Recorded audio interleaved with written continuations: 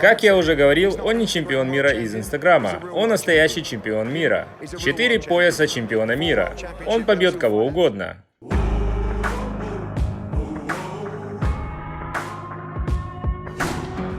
Энтони Джошуа – имя, ставшее синонимом тяжелых ударов, мужества и скромности.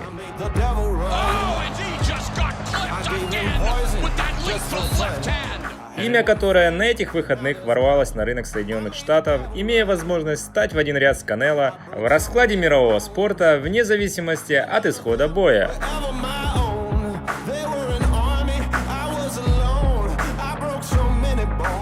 В котором он сенсационно проиграл свои титулы в бою с мексиканцем Энди Руисом-младшим.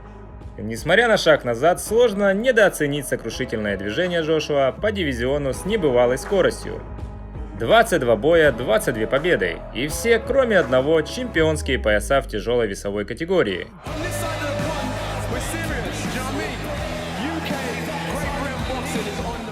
Великобритания теперь на карте мирового спорта. И все это менее чем за 6 лет профессиональной карьеры. А после недавнего боя Уайлдера и Бризила, его цели, казалось, стали более ясными, чем когда-либо. Но что-то пошло не так.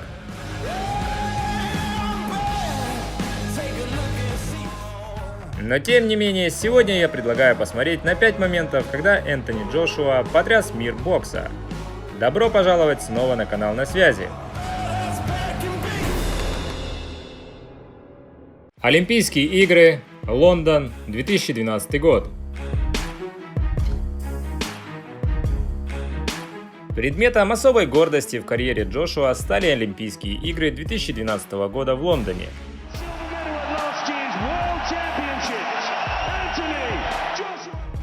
Учитывая один лишь тот факт, что до этого Энтони занимался боксом всего лишь 5 лет, можно утверждать, что самым жестким любительским испытанием для него стал финальный поединок с итальянцем Роберто Камарелло в супертяжелой весовой категории.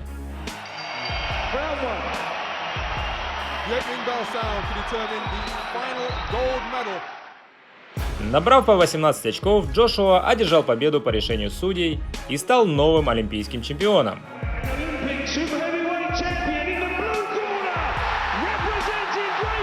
В это же время, в 13-й раз защищая чемпионский титул в бою против Тони Томпсона, Владимир Кличко переживал лучшую часть своих 8 лет на пике.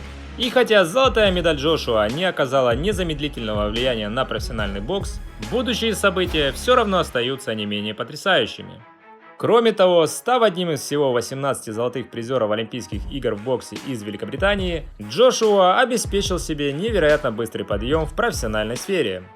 А в любом случае, я тренируюсь дольше, я тренируюсь труднее. Это будет еще более жестко, но я буду готов. На этой ноте к нему моментально подключился подающий надежды британский промоутер, чтобы сделать его цели реальностью.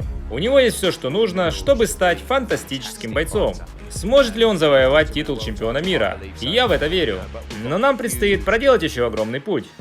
Гринвич, 2015 год. Энтони Джошуа против Дилиана Уайта. Забудь о боксе. Мне не нравится этот парень. Твое сердце не выдержит. Можешь мне поверить. А ты что, доктор?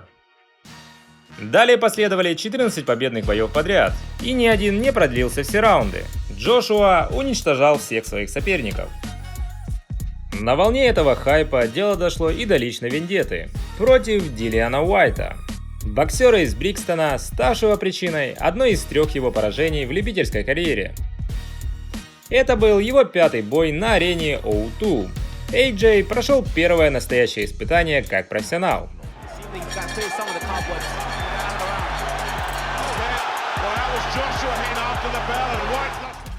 Слишком сильно увлекшись враждебным настроем, в конце первого раунда Джошуа нанес удар уже после гонга, а во втором он уже пропустил серьезный левый хук от Дилиана.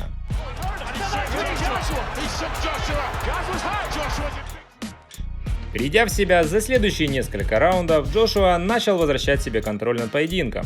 И в 7-м раунде Джошуа нанес безупречный правый апперкот, уложив Уайта на спину.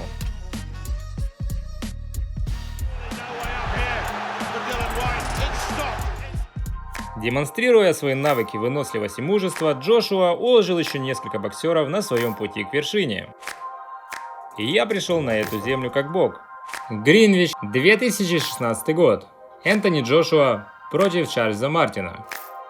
Спустя 5 месяцев Джошуа становится чемпионом мира. Это был его 16-й бой. И в этот раз, как и ожидалось, соперником стал самый жесткий противник Чарльз Мартин, самоуверенный американский боксер.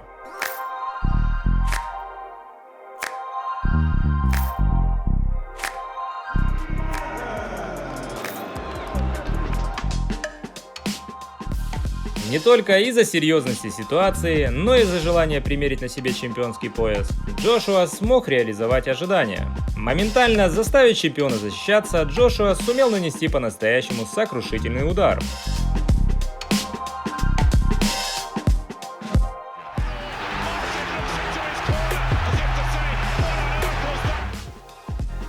Отправив Мартина в нокдаун на 60-й секунде второго раунда, а затем еще через 20 секунд, Эйджею это, казалось, далось с легкостью.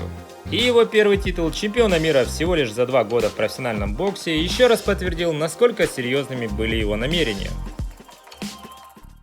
Это было для меня. Я же говорил вам, что накажу его. Я же вам говорил. Во время объявления победителя на ринг начали сыпаться деньги, и стало ясно, появился новый король бокса. Но как известно, чтобы быть королем, ты должен побить короля. Что приводит нас к номеру 4. Уэмбли, Великобритания, 2017 год. Энтони Джошуа против Владимира Кличко. Молодость против опыта. После 2 следующих боев, победив Бризила и Малину, британцу предстоял 19-й бой, ставший уникальным испытанием. Этот бой на стадион Уэмбли пришли посмотреть 90 тысяч зрителей. Джошуа против Кличко, лучший против лучшего. Молодость против зрелого возраста. Опыт против голода. Война, проходившая с переменным успехом. Джошуа удалось отправить украинца в нокдаун в 5-м раунде, перед тем, как Владимир отправил его в нокдаун в 6-м раунде. Далее бой продолжался более аккуратно, но так было до 11-го раунда, когда британец одержал победу, преодолев самое большое препятствие в своей карьере.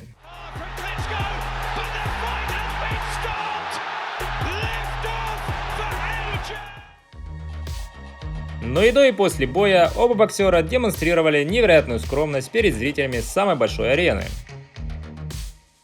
После того, как он еще раз доказал, что может справиться с чем угодно, многие стали считать Эйджея лучшим тяжеловесом мира. Кардифф, Великобритания, 2018 год. Энтони Джошуа против Джозефа Паркера. После этой ночи на Уэмбли казалось, чего можно желать. Но наступил следующий год, и Джошуа предстоял новый объединительный поединок с новозеландцем Джозефом Паркером. Вот они, 2 непобежденных чемпиона мира. После словесных перепалок, в основном между командами промоутеров, наступил день боя.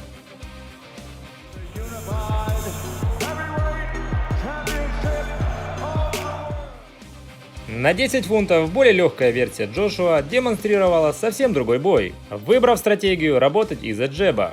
В то время как Паркер старался больше двигаться и делать это быстрее, чтобы избегать опасности и не дать Джошуа завершить бой досрочно. В итоге это был первый раз в профессиональной карьере, когда Энтони Джошуа одержал победу по очкам, единогласным решением судей, доказав, что спокойно может драться все 12 раундов. И теперь, имея на своем счету 4 чемпионских пояса и не имея лишь одного, он сделал громкое заявление миру бокса, адресуя его одному человеку – Деонтею Уайлдеру, вызывая его на бой, который заранее стали называть мегабоем столетия. Уайлдер, давай, детка, погнали, погнали. Но время идет, а этот бой, кажется, не становится реальнее.